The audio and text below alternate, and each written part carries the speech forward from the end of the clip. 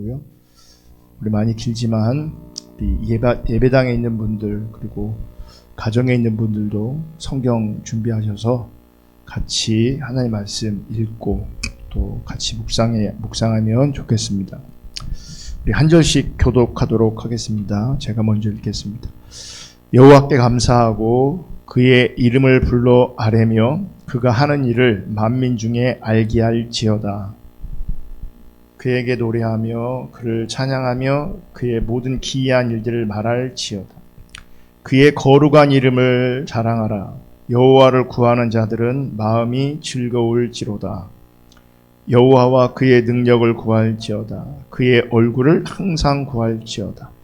그의 종 아브라함의 후손 곧 택하신 야곱의 자손 너희는 그가 행하신 기적과 그의 이적과 그의 입의 판단을 기억할지어다. 그는 여호와 우리 하나님이시라. 그의 판단이 온 땅에 있도다. 그는 그의 언약 곧 천대에 걸쳐 명령하신 말씀을 영원히 기억하셨으니 이것은 아브라함과 맺은 언약이고 이삭에게 하신 맹세이며 야곱에게 세우신 율례 곧 이스라엘에게 하신 영원한 언약이라. 이르기를 내가 가나안 땅을 내게 주어 너에게 활당한 소유가 되게 하리라 하셨도다.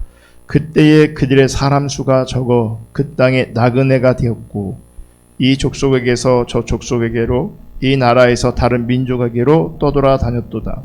그러나 그는 사람이 그들을 억압하는 것을 용납하지 아니하시고 그들로 말미암아 왕들을 꾸짖어 이르시기를 나의 기름 부은 자를 손대지 말며 나의 선자들을 해하지 말라 하셨도다.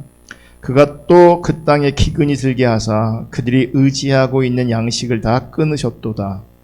그가 한 사람을 앞서 보내셨으며 요셉이 종으로 팔렸도다. 그의 발은 착고를 차고 그의 몸은 쇠사슬에 베었으니 곧 여호와의 말씀이 응할 때까지라. 그의 말씀이 그를 단련하였도다.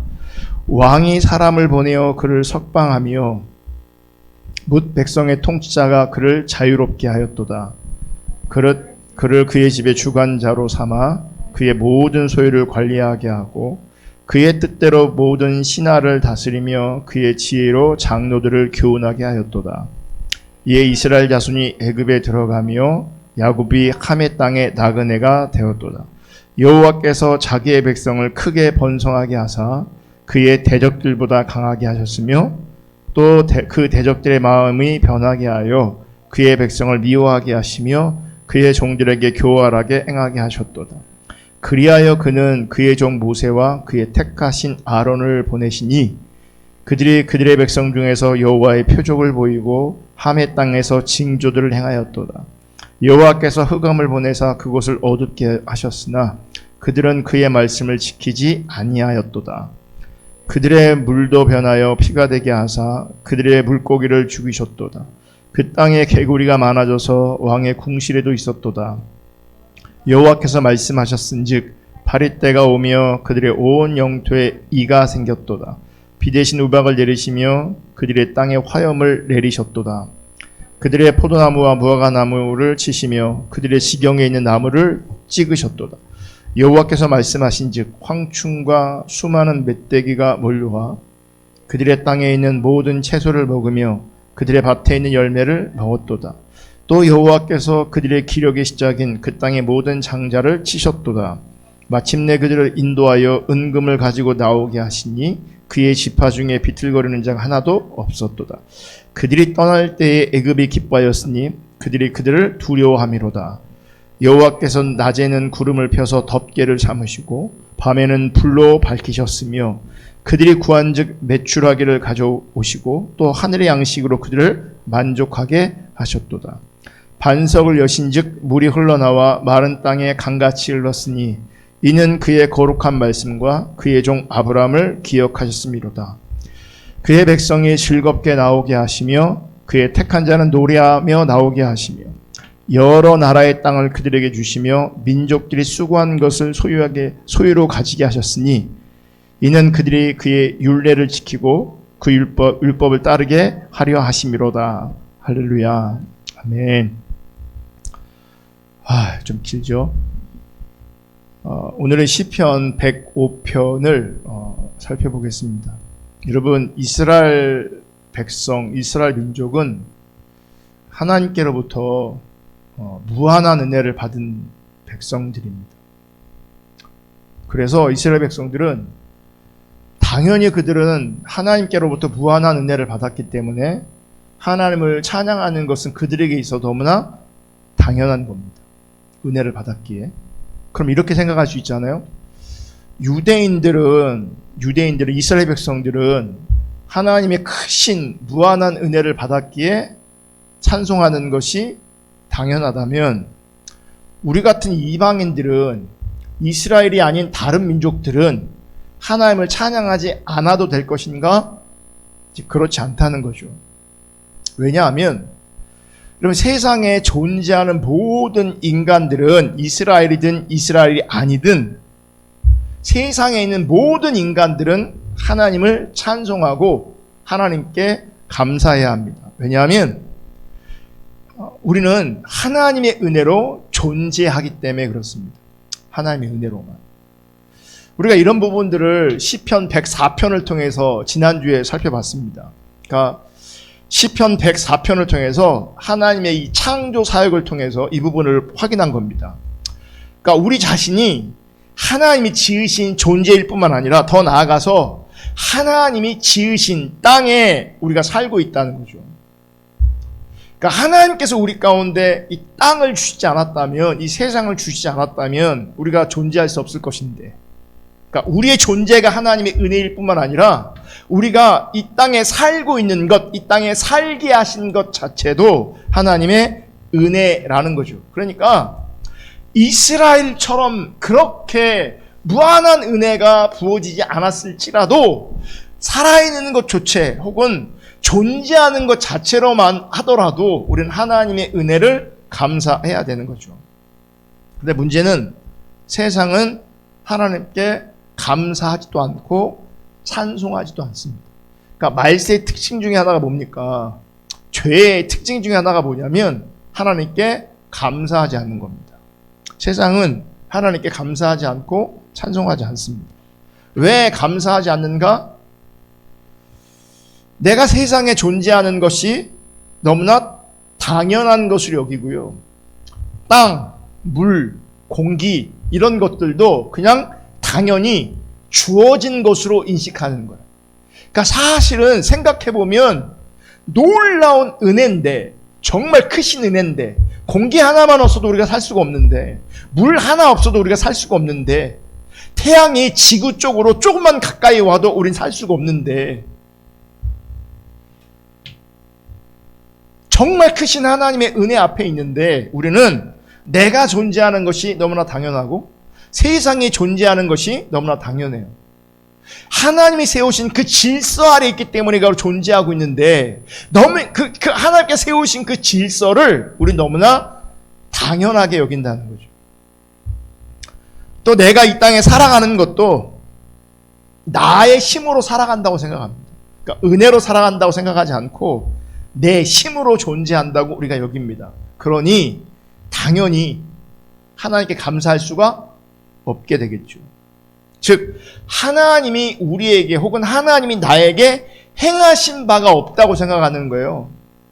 그냥 존재하는 것이고 우연히 주어진 것들이. 세상을 나의 힘으로 살아가야 되는 거예요. 그러니 하나님이 행하신 일이 안 보이는 거죠.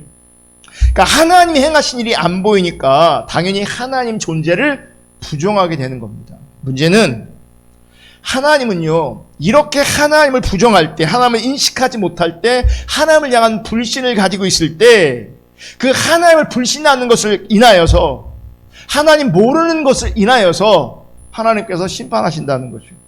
우리는 이 사실을 분명히 잃어버리면 안 됩니다. 그러니까 하나님 모르는 것 때문에, 하나님을 인정하지 않는 것 때문에 사실은 심판받는 거고요. 죄의 핵심이 뭐냐면 하나님을 인정하지 않는 것이 죄의 핵심이 되는 겁니다. 오늘 우리가 읽은 시편 5편을 보면 저자는 이스라엘에게 행하신 하나님의 구원의 사역을 증거하고 하나님께 감사하고 하나님을 찬양하라고 우리 가운데 권면하고 있는 겁니다. 그러니까 하나님의 구원의 사역을 증거하면서.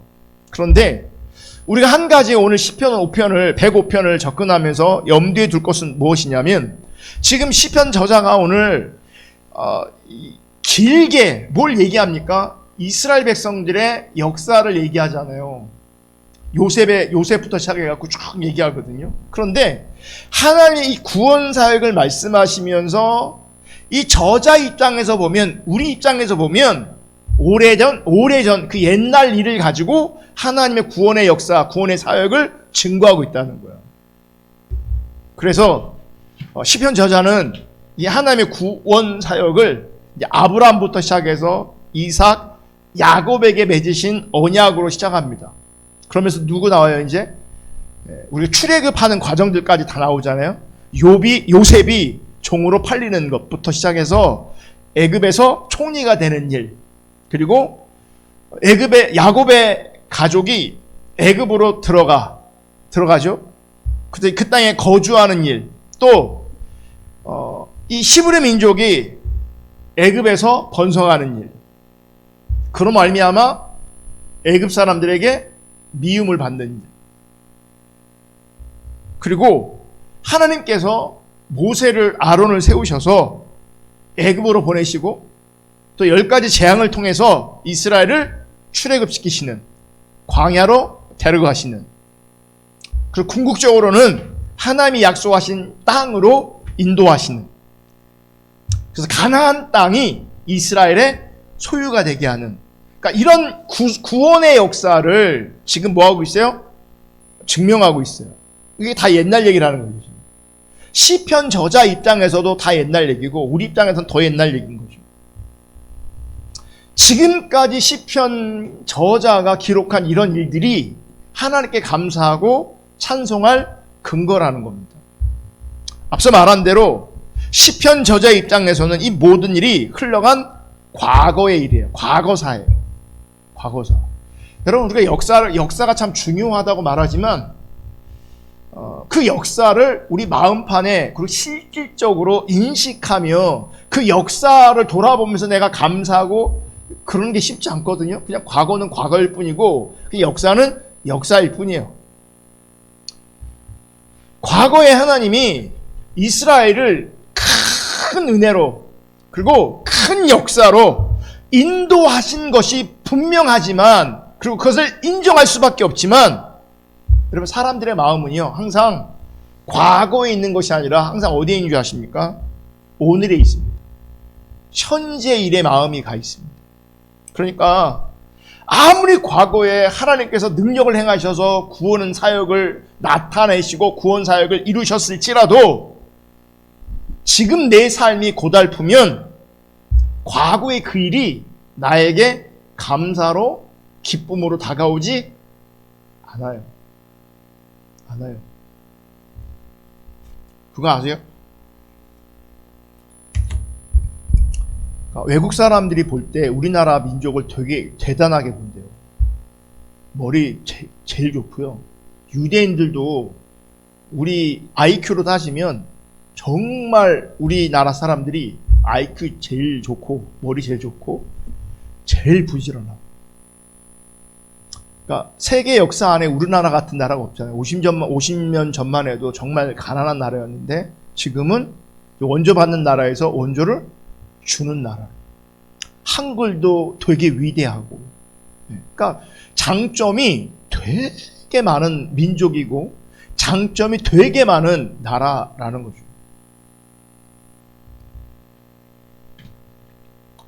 그래서 어떤 외국 교수가 그랬대요. 이만큼 놀라운 경제 발전을 이루었는데 한국 사람들은 그만큼 행복해하지 않는다. 행복하지 않는다. 그러니까 누군가가 우리 민족을, 우리나라를 바라보면 굉장히 우월한 탁월한 민족임에도 불구하고 정작 그 속에 살아가는 많은 우리 민족의 어떤 사람들은 행복하지 않다는 거예요. 왜 그럴까요? 우리가 아무리 부자면 뭐해? 우리가 아무리 군사 강국이면 뭐해요? 지금 내 삶이 고달픈데. K방역 아무리 잘하면 뭐예요? 내 삶이 고달픈데. 과거가 아무리 화려해도, 과거에 하나님께서 그렇게 강력하게 역사하셔도 지금 내 삶이 고달프면 과거가 마음에 와닿지 않는 겁니다. 우리도 마찬가지죠. 그러니까 시편 저자가 그런 심정이었을 거죠. 우리도 마찬가지고, 또 우리는 좀 다른 게 뭐냐, 시편 저자와 다른 게, 지금 이 구속의 역사를 읽어보면 우리의 역사가 아니잖아요. 우리가 이스라엘 민족이 아니잖아요. 우리는 이방인이잖아요. 끝내 하나님께서 가나안 땅을 그들에게 주셨는데 우린 가나안 땅에 살아본 적도 없어요. 근처에 가본 적도 없어요. 그러면 오늘 시편 저자가 증거한 이 본문의 내용들은 어쩌면 나와 우리와 전혀 상관없는 얘기가 될 수 있다는 거죠. 전혀 상관이 없어요. 그러니까 나와 상관없다라고 한다면 이제 와닿지 않는 거죠. 그런데요, 그렇지 않아요. 이스라엘은 특별해서 하나님께서 선택한 것이 아니라, 큰 은혜를 부어주신 것이 아니라, 한편으로는 이스라엘은 우리의 대표입니다. 대표. 그러니까 이스라엘을 통해서 하나님이 누구이신가를 드러내시는 거고, 또 이스라엘을 통해서 하나님께서 어떻게 일하시고 어떻게 역사하시는가를 증거하는 도구로 이스라엘이 사용된 겁니다.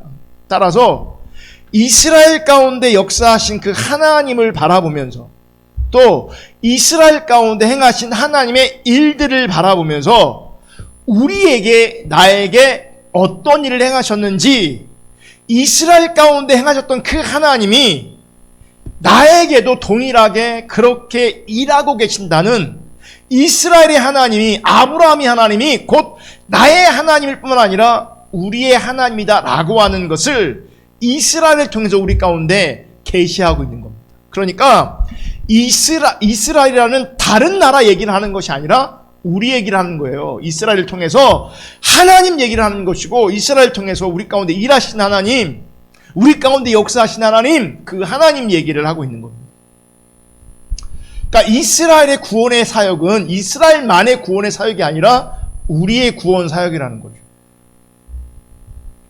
그래서 시편 105편에서 증거하는 하나님의 구원 사역은 우리에게 행하신 하나님의 사역이고, 우리는 하나님의 그 같은 구원 사역으로 인해서 이스라엘이 약속의 땅에 들어갔던 것처럼 우리는 어디에 들어가는 겁니까? 끝내 하나님 나라에, 하나님의 통치에 들어가게 되어지는 거죠. 같은 원리로. 여러분, 하나님의 구원 사역에 있어서 우리가 정말 명심해야 되는 것이 있는데, 언약이라는 겁니다. 언약. 자, 오늘 본문 8절, 10절 볼게요. 8절에서 10절. 그는 그의 언약, 곧 천대에 걸쳐 명령하신 말씀을 영원히 기억하셨으니. 누가 뭘 기억해요? 하나님이 언약을 기억하셨어요. 이 언약은 누가 세운 거예요? 하나님이 세우신 거예요. 누구랑? 인간들과, 특별히 이스라엘과. 9절. 이것은 아브람과 맺은 언약이고 이삭에게 하신 맹세이며 야곱에게 세우신 율례, 곧 이스라엘에게 하신 영원한 언약이라. 여러분, 하나님의 구원 역사에서 중요한 게 뭐냐면 약속, 다시 말하면 언약입니다. 그러니까 우리가, 여러분 눈치채셨는지 모르겠지만 오늘 본문을 쭉 읽으면서 여러분 어떤 거 보셨습니까? 여러분, 이스라엘 가운데 행하셨던, 허용하셨던 그 많은 일들의 배경에 누가 계신 거예요? 하나님 그분이 계셨어요. 그것이 아브라함의 언약을 기억하신 결과고, 이삭과 세운 그 언약을 기억하신 결과고, 야곱에게 세우신 그 언약의 결과로 하나님께서 그들 가운데 행하셨던 거예요. 그래서 요셉이 애굽의 종으로 팔려간 것도 배후에 누가 있어요? 하나님 계세요. 야곱의 가족이 애굽으로 내려가서 거주하게 된 것도 배후에 누가 있어요? 하나님 계셨어요. 여러분, 말씀을 읽어보면 알겠지만 애굽 사람에게 미움을 받는 그 배경에도 누가 있어요? 하나님이 있어요. 그들이 고달픈 삶을 살아가는 배경에 누가 있었어요? 하나님이 계셨어요. 다 언약을 이루시려고 하나님께서 작정하시고 행하신 일의 결과들이었어요. 그러니까 하나님의 열심의 결과, 하나님의 작정하심의 결과였다는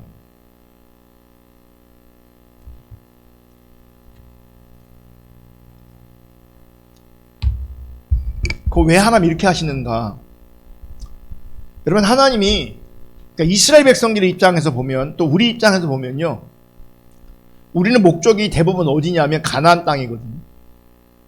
출애굽할 때부터 우리의 목적지는 어디냐면 가나안 땅이에요. 그죠? 그러니까 우리는 항상 가나안 땅 들어가는 것이 목적인데, 하나님은 가나안 땅이 목적이 아니에요. 우리는 이런 생각을 해요. 하나님이 이스라엘 백성들을 가나안 땅으로 바로 들어가게 하셨으면 어땠을까? 지금 말한 오늘 시편 저자가 말한 그런 모든 과정들을 생략하시고 야곱이 자녀들과 그냥 잘 지내다가 강력해져서, 강력한 상태로, 그 상태로 그냥 가나안 땅에 들어가면 누가 좋은 겁니까? 우리 입장에서 제일 좋은 거잖아요. 가장 좋은 시나리오가 되는 거잖아요. 아니, 굳이 왜 이스라엘 백성들을 애굽 땅에 들어가게 하냐는 거죠. 그것도 우리가 이제 역사를 알지만 요셉이 그것 때문에 노예로 팔려고 하기도 하고 지독한 고생도 하고, 거기서 또 우여곡절 가운데 국무총리가 되기도 하고, 또 그 땅이 강한 백성, 사람들이 많아지니까, 강해지니까 미움받고, 왜 이런 과정을 겪게 하시냐는 거죠. 그냥 가나안 땅에 들어가게 하면 요셉이 애굽에 팔릴 일도 없고, 그렇게 고생할 일도 없고, 미움받을 일도 없고.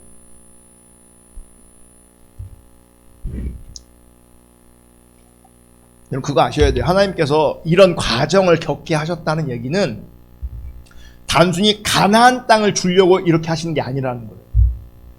가나안 땅이 목적이라면 이 과정 다 생략하셔도 돼요. 그냥 가나안 땅 주시면 돼요. 가나안 땅이 목적이 아니라는 거죠. 가나안 땅. 우리도 마찬가지예요, 여러분. 우리가 원하는 목적이 있어요. 그러니까 우리가 원하는 바가 있어요. 우리는 그걸 바라보는데, 하나님은 우리가 목적하는 바를 주실 수도 있지만, 더 중요한 것은 그 과정을 통해서 하나님께서 하실 일이 있는 거예요. 과정을 통해서. 우리는 당장 문제가 해결되고 싶고, 우리가 원하는 걸 손에 쥐고 싶은데, 많은 것들을 그냥 누리고 싶은데, 이거 그냥 주시면 좋겠는데, 그렇게 하지 않으신다는 거죠. 만약 여러분 이스라엘 백성들이 이런 과정들을 다 생략한 다음에 그냥 잘 돼서 그 잘된 상태로 가나안 땅이 만약 주어졌다면, 그들이 하나님을 향한 감사와 찬송이 가능할까요? 정말 하나님 앞에 중심으로 감사하고 찬송했을까요? 물론 가나안 땅에 들어가서 가나안 땅에 주어진 것으로 말미암아 감사를 표현하고 찬송을 표현할 수는 있어요. 하지만 여러분, 감사와 찬송은 하나님이 주셨기에 감사하다, 하나님이 주셨기에 찬양해야 된다라고 한다면 그 감사와 그 찬송은 오래가지 못합니다. 왜 그런지 아세요? 하나님이 주셨다, 그래서 내가 감사한다, 그래서 내가 찬송한다 라고 한다는 것은 내가 항상 뭘 바라보는지 아세요? 지금, 현재를 바라본다는 거예요. 그러니까 보세요. 현재에 나에게 주어진 것이 없다면 감사할 수 없게 되는 거죠. 주어지지 않았다면 감사할 수 없게 되어지는 거예요. 감사와 찬송이 시들해질 수밖에 없는 겁니다. 오늘 주어져서 감사했는데 내일 그것이 없어져. 그러면 또 감사할 수 없게 되어져요.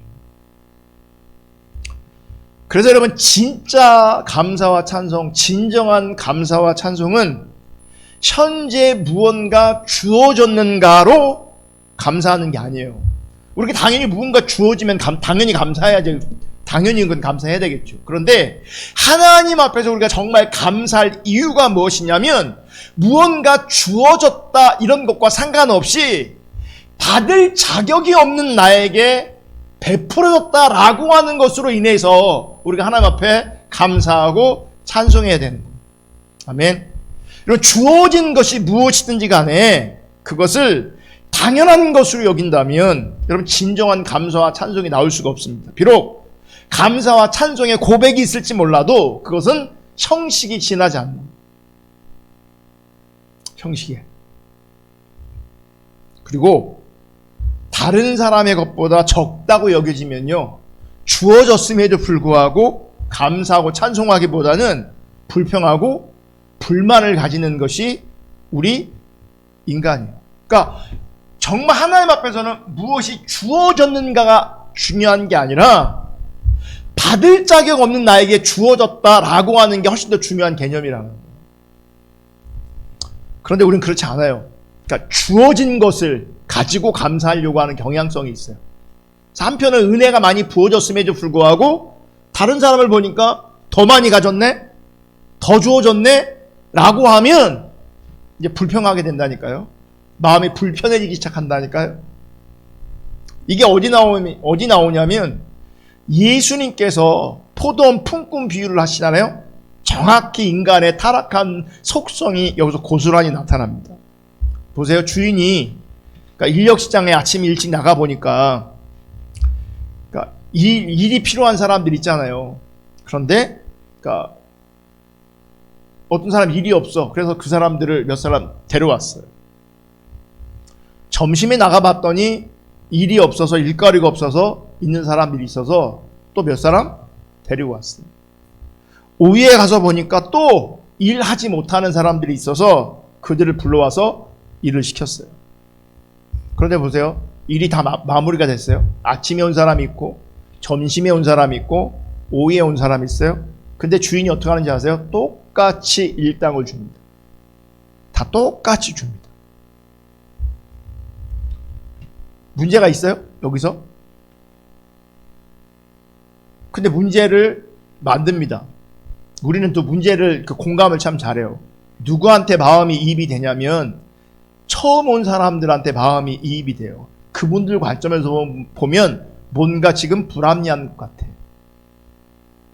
자기는 가만히 보니까 제일 늦게 온 사람한테도 하루 일당이 주어지고, 그걸 보면서 기대했을 거예요. 아, 몇 시간 일하지 않은 사람도 일당을 주면 나는 오늘 한 3배는 더 주겠다. 하루 종일 일했으니까. 그런 기대가 있을 것인데, 오후에 온 사람한테도 일당을 주고, 아침 일찍 온 사람부터 하루 종일 노동한 사람도 일당을 줘요. 그걸 가지고 아침 일찍 온 사람이 이제 불만을 가집니다. 불만을 가져. 근데 보세요. 아침에 온 사람도 사실은 일거리가 없던 사람이잖아요. 자기를 써준 것이 그 포도원 주인의 은총이고 은혜잖아요. 그럼 뭐만 생각하면 돼요?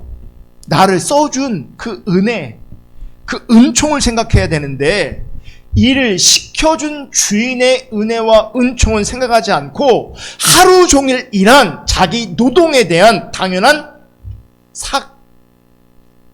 이거를 더 중요하게 여기는 거죠. 그러니까 자기보다 일을 적게 한 사람에게도 동일한 삭을 주는 것, 동일한 일당을 주는 것에 대해서 불만을 가집니다. 불만. 그러니까 일 못하던 사람에게 일거리가 주어지고 일당이 주어진 것만으로도 너무너무 감사한 일인데, 그죠? 받을 자격 없는 자에게 일거리가 주어졌고 일당이 주어졌으면 너무나 감사한 것인데, 뭐요? 그것이 주어진 게 당연하게 여기니까, 나보다 누군가가 더 많이 받아가는 것 같으니까 그걸 불합리하게 여기는 거죠. 그러니까 주인이 그래요. 내가 똑같이 계약하지 않았냐? 너도 일당, 너도 일당, 너도 일당.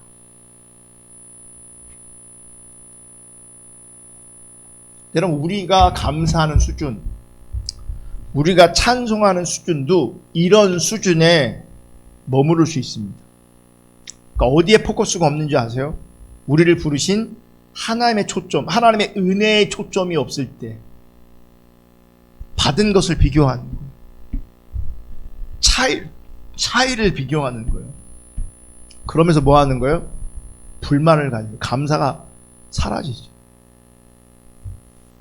여러분, 우리는 하나님께 부름받을 자격이 없는 사람들이라는 걸 기억하셔야 돼요. 부름받을 자격이 없는 사람들, 우리 모두는.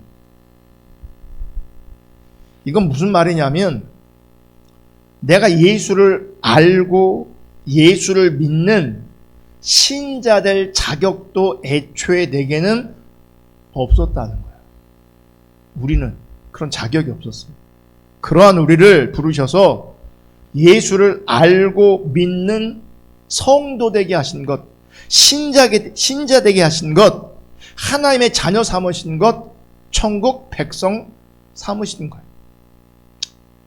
주님을 믿을 자격도 없는데. 따라서 오늘날 우리가요, 신자로 존재하고 있다면 우린 그것만으로도요, 무한한 은총을 누리고 있는 겁니다. 하나님의 영원한 언약에 의한 크신 무한한 은혜를 누리고 있는 겁니다. 아멘. 그런데 우리는 이 은혜가 상실되는 거예요. 왜냐하면 다른 사람들 보면 다른 걸 더 많이 가지고 있는 것 같고 더 많이 누리고 있는 것 같아. 그러니까 영원한 하나님의 그 언약으로 말미암아 주어진 그 하나님의 크신 은총마저도 상실되는 거예요. 감사 상실, 찬송 상실, 예배 상실. 여러분, 하나님께서 야곱의 가족을 굳이 애굽으로 보내시고 그 애굽에서 구출하시며 광야의 길을 걷게 하신 것에도 어떤 의미가 있냐면, 이스라엘로 하여금 장차 그들이 누리게 될 가나안 땅의 축복이 당연한 것이 아니라는 것을 가르치려고 하는 거죠. 그냥 주어지는 게 아니라 정말 이런 모든 과정들을 통해서 가나안 땅이 나한테 주어지는 것이 당연한 게 아니다. 이건 정말 하나님의 전적인 은혜다라고 하는 것을 가르치시는 거예요. 왜냐하면 참된 감사와 찬송은 그 어떤 것도 받아 누릴 자격이 없는 자신을 아는 것에서부터 시작하는 거예요. 그러니까 이 과정을 겪어보니 가나안 땅을 들어갈 수 있는 자격도 능력도 없는 누구를 발견하는 거예요? 나를 발견하는데, 하나님의 전적인 은혜로 인도하심으로 말미암아 그 언약으로 말미암아 내가 어디 거하게 돼 있는 거예요? 가나안 땅에 거하게 돼 있는 거죠. 그러니까 그 어떤 것도 받을 자격이 없는데 그 어떤 누릴 자격도 없음을 알게 하셔서 참된 감사와 참된 찬송이 나오게 하시는 거예요. 그게 진짜 하나님의 의도예요. 오늘 본문 2절 3절 보면 이렇게 말씀하세요. 2절 3절 2절 볼게요. 그에게 노래하며 그를 찬양하며 그의 모든 기이한 일들을 말할지어다. 자, 주목하세요. 그의 모든 기이한 일들을 뭐하래요? 말하래요. 기이한 일, 기억하세요. 기이한 일. 3절 그의 거룩한 이름을 자랑하라. 여호와를 구하는 자들은 마음이 즐거울지로다. 여러분, 하나님께서 행하신 그 일을 뭐라고 표현하고 있냐면 시편 저자가 기이하다. 기이하다. 여러분, 하나님의 일을 기이하다고 할 수밖에 없는 것은 무엇이냐면, 우리는 도무지 은혜를 받을 만한 자격이 없는 자에게, 그러니까 은혜 받을 자격이 없는 자에게 그 은혜가 부어졌고 그 은혜가 행해졌기 때문에 기이하다라고 말하는 거예요. 그리고 그 기이한 일의 증거는 무엇인지 압니까? 오늘 본문에 나오는 이스라엘이기도 하지만 그 기이한 일의 증거는 바로 나옵니다. 내가 하나님 앞에 있는 것, 이게 정말 기이한 일입니다. 이건 너무너무 기이한 일인 거예요. 놀라운 일인 거예요. 여러분, 저와 여러분이 이렇게 하나님 찾고 예배하고 예수를 구주로 왕으로 주인으로 고백하는 것, 우리가 신앙의 본질을 추구하고 하나님 나라를 추구하는 것, 이게 다 하나님이 행하신 귀한 일인 거예요. 귀한 일. 참 근데 그거 아세요? 참 우리가 이게 이제 숙제이긴 해요. 요셉이 종으로 팔려갈 때, 모함 받을 때, 옥살이 할 때 배후에 하나님이 계시다. 하나님의 언약을 이루시려고 이렇게 하는 것이다 라고 하는 분명한 이해 내지는 확신, 이런 게 있냐고요. 분명히 요셉의 삶 가운데 함께 하셨음에도 불구하고요, 어떤 과정을 지날 때 굉장히 두렵고 외롭고 힘들었을 거란 말이에요. 그런데 누군가가 이스라엘 역사를 바라봤더니 그 모든 배후에 누가 계셨어요? 하나님 계셨어요. 그래서 기이한이라고 말하는 거예요. 받을 자격이 없는 그들에게, 받을 자격이 없는 야곱에게, 받을 자격이 없는 요셉에게, 받을 자격이 없는 이스라엘 백성들 가운데 기이한 일을 행하신 거죠. 우리도 마찬가지예요. 우리의 삶의 자리에서는 고단하고 녹록하지 않고 피곤하고 억울하고 두려울 수 있어요. 외로울 수 있어요. 그런데 그런 나를 하나님께서 이끄셔서 인도하셔서 어쨌든 나로 하여금 주님을 구하고 하나님 나라를 구하고 예수를 구주로 주인으로 왕으로 고백하게 하신 것, 이게 하나님께서 우리 가운데 행하신 기이한 일을 하는 거예요. 그 과정 안에서 우리가 깨닫지 못할 수 있을지 모르겠지만 어쨌든 과정을 지나고 나서 하나님께서 기이하신 일을 인식하여 나에게 임한, 나에게 행하신 그 기이한 일로 말미암아 하나님 찬양하고 감사할 수 있는 그런 은혜가 우리 가운데 있기를 예수님의 이름으로 축복합니다. 우리 가운데 정말 기이한 일을 행하셨어요. 기이한 일. 그러니까 당연한 게 아니라니까요. 당연한 게 아니에요. 우리는 뭔가 당연한 것으로 여기면, 그리고 익숙해지기 시작하면 감사를 상실하고 찬양을, 찬송을 상실하게 돼요. 여러분, 당연한 게 아니에요. 당연한 게 아니에요. 하나님의 은혜는 우리가 익숙해지면 안 돼요. 기이한 일이라고요. 기이한 일이기 때문에 항상 노래하고 찬양할 수 있어야 돼요. 아멘. 또 신자는 3절에 보면, 시편 105편 3절에 그의 거룩한 이름을 자랑하라, 그러면서 이렇게 말해요. 여호와를 구하는 자들의 마음이 어떻게 한다고요? 즐거울지로다. 자, 중요한 건 뭔지 아세요? 여호와를 구해야 돼요. 여호와를. 그러니까 여호와를 구할 때 다른 것도 구하고 여호와도 구하고 이런 자세가 아니라 여호와만을 구해야 돼요. 아멘. 여호와만을 구한다는 그 의미가 뭔지 아십니까? 누가 여호와만을 구할까? 나의 무능을 아는 자, 나의 무능을 알 때 여호와만을 구하게 돼 있어요. 왜 오늘날 우리 시대의 사람들이 여호와만 구하지 못할까? 왜 변질될까? 왜 타락할까? 왜 신실하지 못할까? 왜 여호와만을 구하지 못할까? 이유가 뭔지 아십니까? 자신의 무능을 보지 못하기 때문에, 자신의 무능을 알지 못하기 때문에. 그러니까 여호와만을 구하는 사람은 자신의 무능을 보는 거예요. 자신의 무능을. 여호와만을 구하기에 하나님이 행하신 모든 일에서 하나님의 긍휼과 은혜와 자비하심을 생각할 수밖에 없는 거죠. 그리고 내가 그 하나님의 은혜로 어제도 오늘도 내일도 살아가고 있음을 깨닫는 겁니다. 여호와를 구하기 때문에, 여호와만을 구하고 있기 때문에.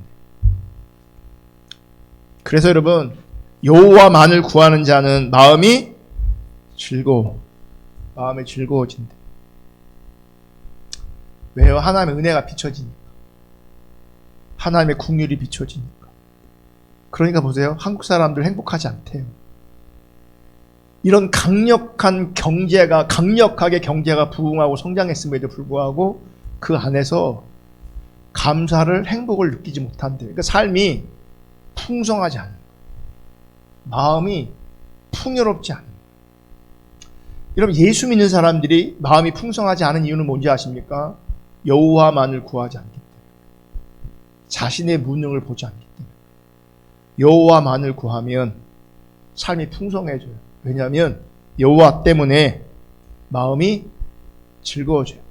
그 은혜를 봄으로 말미암아 마음이 즐거워져요. 주님의 사랑을, 자비를 봄으로 말미암아 마음이 풍요로워져. 그러니까 보세요. 신자의 삶의 풍성함은 세상 것이 많이 주어지는 것에 있는 것이 아니라 하나님을 알아가는 것에, 하나님을 알아갈 때, 그분을 찾을 때, 그분을 구할 때 기이한 일이 보이고 하나님의 은혜가 보이고 하나님의 자비가 보이고 나에게 행하신 하나님의 그 언약들이 보이고 하나님의 섭리가 보이고, 이렇게 하나님을 알아감에 있어 우리 삶이 풍성해지는 거예요. 그래서 하나님께 감사하고, 그래서 하나님을 찬송하는 겁니다. 그렇게 하나님을 찬송할 수 있는, 감사할 수 있는, 하나님의 은혜를 볼 수 있는, 받을 자격 없는 나에게 부어진 하나님의 은혜를 귀하게 여길 수 있는 그런 은혜가 우리 모두 가운데 실제이기를 주님의 이름으로 축복합니다. 우리 찬양 하나 하고 우리 기도하겠습니다. 나의 찬양들보다